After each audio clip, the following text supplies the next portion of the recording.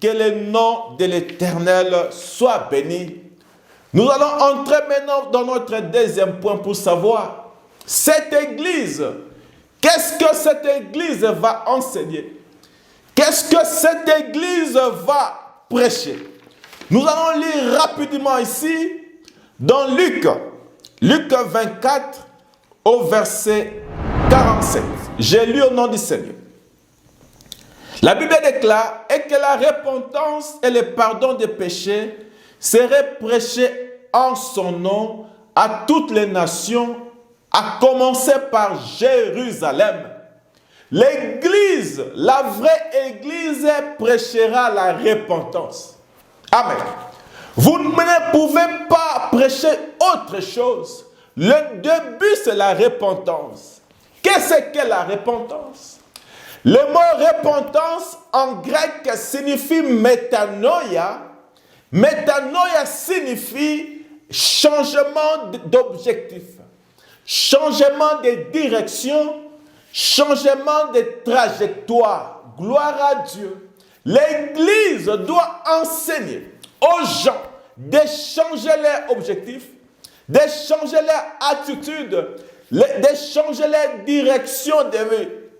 Par exemple, dans votre pensée, vous marchez selon la chair. Vous marchez selon les désirs de la chair. La Bible dit que les désirs de la chair sont contraires à celles de l'esprit. Vous marchez dans les mensonges, dans les adultères, dans la sorcellerie, dans la magie. Mais la vraie église prêchera la repentance. Vous dira de changer votre vie, de changer la direction de votre vie. Je me souviens du jeune homme riche qui avait rencontré Jésus. Ce jeune homme riche avait le désir de son âme, avait le désir du royaume de Dieu, avait le désir de marcher selon les ordonnances divines.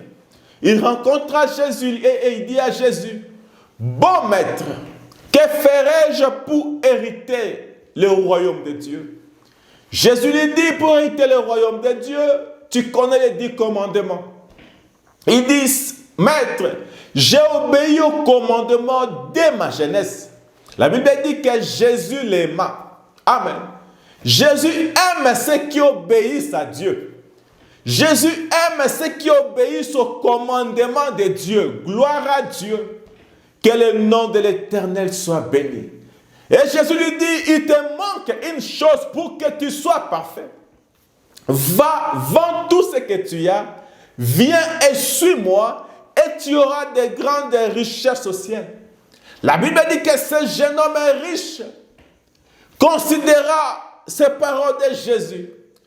Alors qu'il avait beaucoup de biens, il fut attristé parce que c'était difficile pour lui de vendre tout ce qu'il avait et de suivre Jésus. Amen.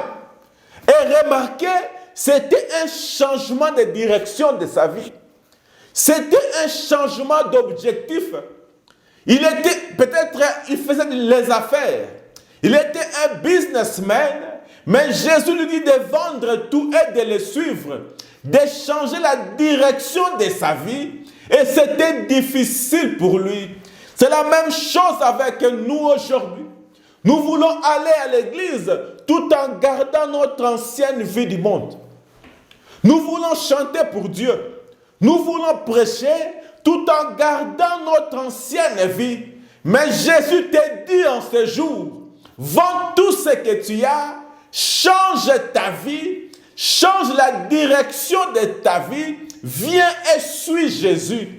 Comment est-ce qu'on suit Jésus? C'est en suivant sa parole. C'est en marchant selon le Saint-Esprit. C'est ça le vrai sens de la repentance. Et une vraie église prêchera ces choses. Une vraie église prêchera la repentance. Qu'est-ce que l'église va encore prêcher? L'église va prêcher le pardon des péchés. Gloire à Dieu. Qu'est-ce que le pardon des péchés? Le mot pardon a le sens de libération des chaînes, libération de l'oppression, Le pardon a l'essence de l'acquittement, rémission de la condamnation. Et nous avons eu toutes ces choses à la croix. La vraie Église tournera les regards des gens vers la croix. Là, à la croix, là où le sacrifice suprême a été offert à Dieu, Jésus-Christ a pris notre place. Le châtiment qui nous donne la paix était tombé sur lui. La colère de Dieu était tombée sur Jésus. Par ses meurtrissures, nous avons été guéris. Il s'est fait pécher pour nous. Son sang a coulé, le sang de la nouvelle alliance. Et la véritable Église prêchera la croix de Jésus. Alléluia.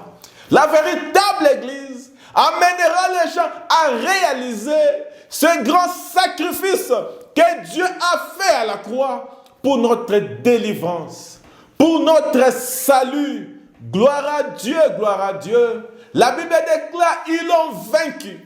Gloire à Dieu. Les chrétiens ont vaincu le diable à cause des paroles de leur témoignage et à cause du sang de l'agneau. La Bible déclare qu'à la croix, Jésus-Christ a vaincu le diable. Et il est apparu dans Apocalypse. Il a dit à Jean, n'aie pas peur, c'est moi le commencement et la fin. J'étais mort, je suis vivant à jamais. Je tiens la clé de la mort et des séjours de mort. Jésus-Christ a vaincu la mort. C'est pour ça que l'apôtre Paul dit que l'aiguillon de la mort, Jésus t'avait vaincu. Donnons-lui gloire. Donnons-lui gloire, mes frères bien-aimés. Jésus-Christ mérite la gloire. La vraie Église prêchera la croix. La vraie Église prêchera ce que Jésus-Christ a fait à la croix. Il nous a rachetés pour Dieu, mes frères bien-aimés. Jésus a fait de nous un royaume de sacrificateurs. Et à la croix, Jésus cria, Père, tout est accompli. Les rideaux du temple étaient déchirés en deux parties. Les rideaux du temple qui séparaient les lieux très saints du lieu saint. Et aujourd'hui, nous avons accès au Père à cause de ce sacrifice de la croix. Amen. La vraie Église prêchera la croix, prêchera le pardon de péché. Amen, amen, amen. Nous allons lire un verset biblique. Nous sommes dans Actes. Actes chapitre 2, verset 38. Qu'est-ce que Pierre dit ici? Pierre leur dit, répentez-vous et que chacun de vous soit baptisé au nom de Jésus-Christ pour le pardon de vos péchés et vous recevrez le don du Saint-Esprit. C'était la première prédication de Pierre. Remarquez, Pierre prêchant premièrement la repentance, le changement de direction de vie des gens, le baptême au nom du Seigneur Jésus-Christ. Mes frères bien-aimés, la vraie Église prêchera le baptême. Quelle est la signification du baptême? Le baptême, c'est quand quelqu'un accepte de s'identifier dans la mort et la résurrection de Jésus-Christ. Laissez-moi te dire, mes frères bien-aimés, quand Jésus-Christ marchait à Jérusalem, on était en lui. Quand Jésus-Christ était à Golgotha, on était en lui. Quand Jésus-Christ était à la croix, on était en lui. Quand il est ressuscité le troisième jour, on était ressuscité avec lui. Parce qu'il nous a représentés.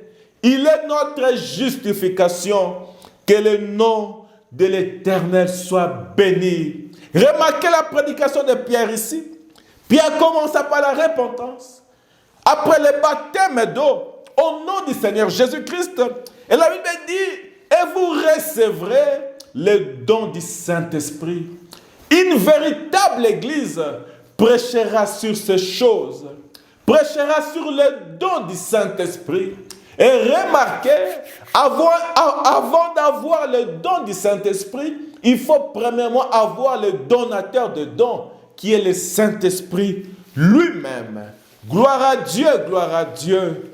Alléluia. Qu'est-ce que cette Église va enseigner? l'Église enseignera la sanctification. La Bible dit chercher la paix avec tout le monde et la sanctification sans laquelle personne ne verra Dieu. Dans 1 Thessaloniciens chapitre 4 au verset 7, la Bible déclare que Dieu ne nous a pas appelés à vivre une vie d'impureté. Mais Dieu nous a appelés à la sanctification. Gloire à Dieu. Dieu ne nous a pas appelés pour vivre une vie de souillure. Mais Dieu nous a appelés à la sanctification. Qu'est-ce que la sanctification? La sanctification, c'est la haine du péché. La sanctification, c'est être mis à part, loin de la souillure du monde. La sanctification, c'est préserver de la saleté pour Dieu. Une vraie église prêchera la sainteté, prêchera la sanctification. Mes frères bien-aimés, notre Dieu est 3 fois saint. Même les anges n'arrivent même pas à regarder Dieu à cause de sa sainteté. Et nous aussi, étant enfants de Dieu, nous sommes sanctifiés à cause de la parole de Dieu. Nous sommes sanctifiés à cause du sang du Seigneur Jésus-Christ. Et la vraie Église prêchera ces choses. Chaque fois que tu écoutes la parole de Dieu, quand tu reçois cette parole te lave. Cette parole te sanctifie. Cette parole enlève les choses du monde en toi. C'est la raison pour laquelle, peu importe ce que tu fais maintenant, tu peux me dire, oh mon frère, mais moi je n'arrive pas à abandonner le péché. Je n'arrive pas à abandonner les mensonges. Que ferai-je? Viens tel que tu es, avec tes péchés. Ne fais pas d'effort. Tout ce que tu as à faire, écoute la parole de Dieu, reçois la parole de Dieu, et la parole de Dieu est plus que puissante pour te laver, pour te sanctifier, pour te délivrer de toutes les chaînes du péché. Gloire à Dieu, gloire à Dieu. Jésus a dit à ses disciples, déjà vous êtes purs à cause de la parole que vous avez écoutée, car mes paroles sont esprit et vie. Gloire à Dieu, gloire à Dieu. Il faut écouter la parole de Dieu tous les jours pour être sanctifié. Nous rendons gloire à Dieu. Qu'est-ce que cette église va encore enseigner? Une véritable église va prêcher, va croire et manifester le surnaturel. Nous servons un Dieu surnaturel.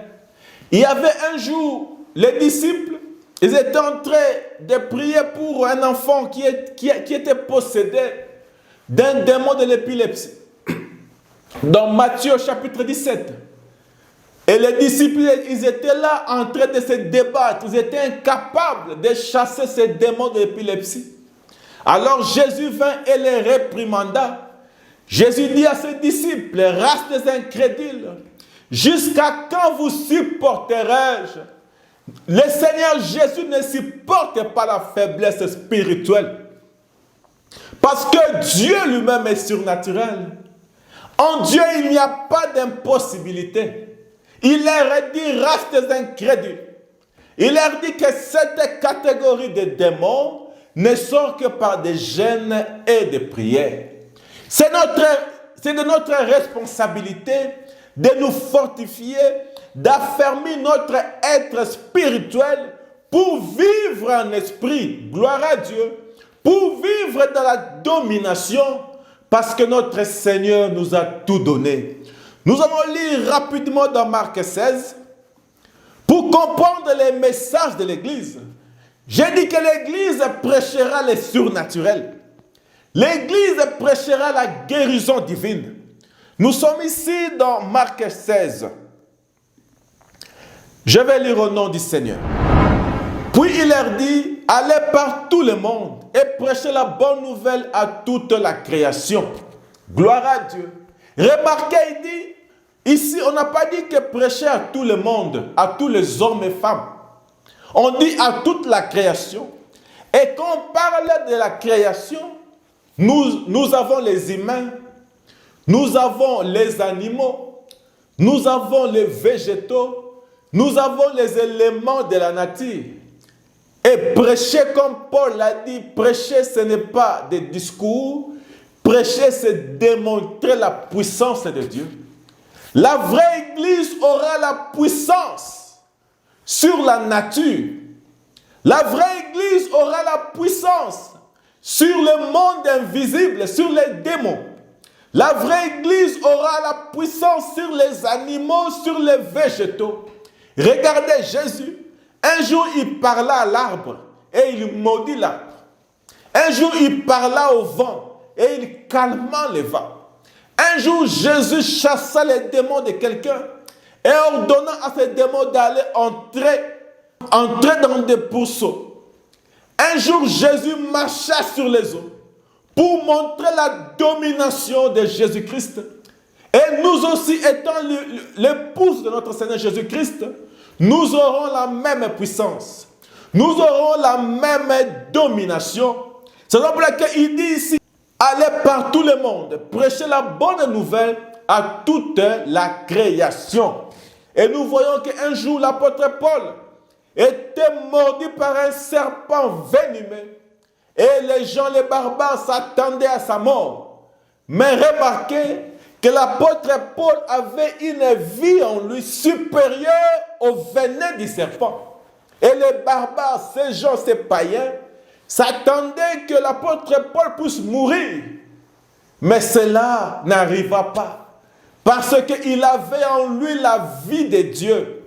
Il dominait sur les animaux. Gloire à Dieu, gloire à Dieu. Et je continue dans la lecture. Jean 16, chapitre 16. La Bible déclare, celui qui croira et qui sera baptisé sera sauvé. Mais celui qui ne croira pas sera condamné. Écoutez ceci, au verset 17, Marc 16, 17. Voici les miracles qui accompagneront ceux qui auront cru. En mon nom, ils chasseront les démons. Ils parleront de nouvelles langues. Ils saisiront des serpents.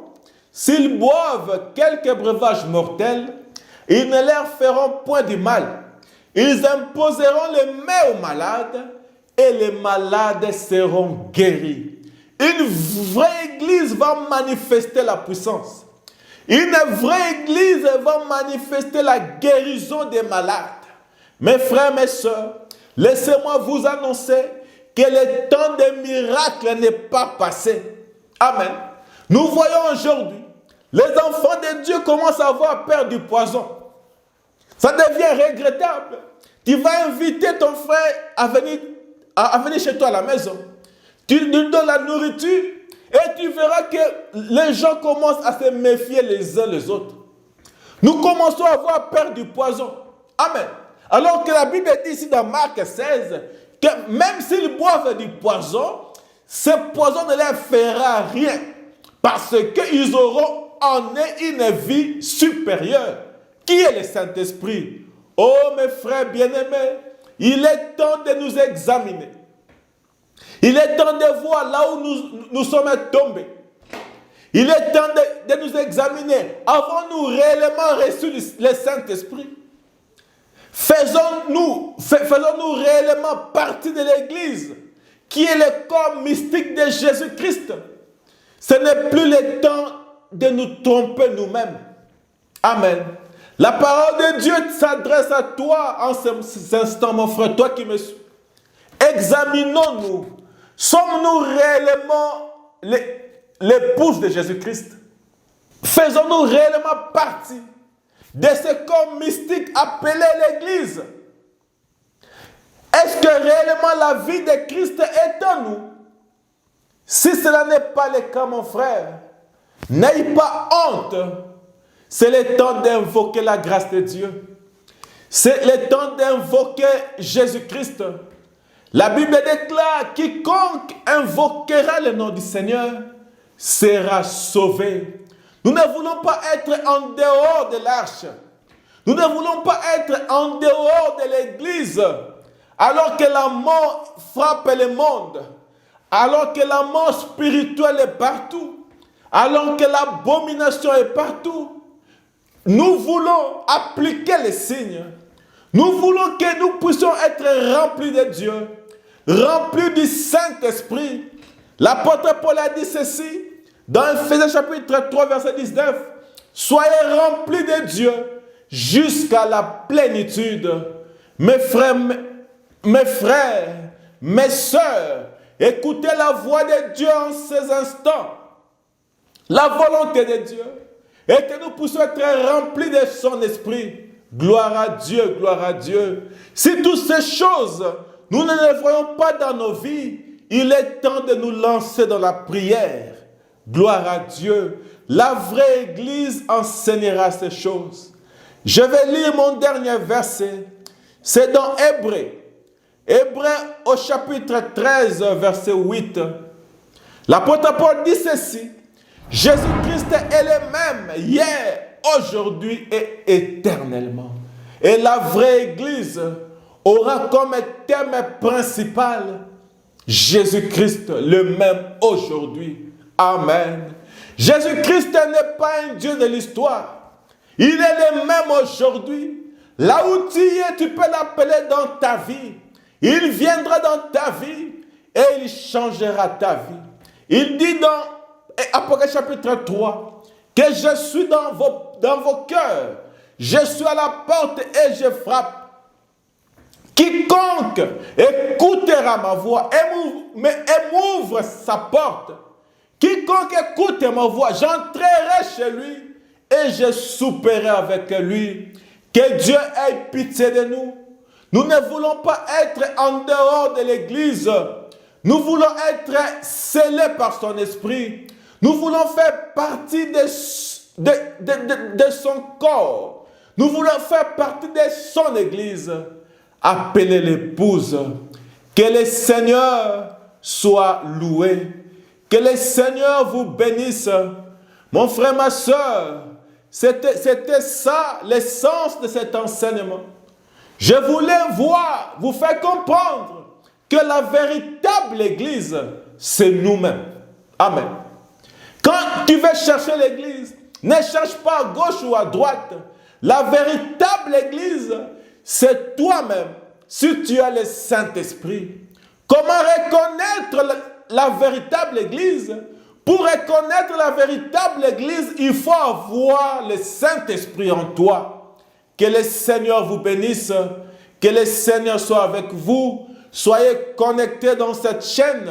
Soyez connectés dans cette émission, J'ai compris par les livres. Abonnez-vous massivement. Partagez les émissions. Que le Seigneur vous bénisse. Shalom.